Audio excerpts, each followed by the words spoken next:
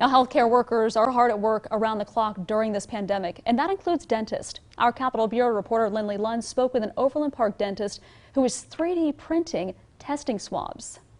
Kory Kirkegaard calls himself a nerd for 3D printing. However, one thing he never expected to print was coronavirus testing swabs. That's until now. Kirkegaard is one of 2 dentists in the state who are printing thousands of swabs.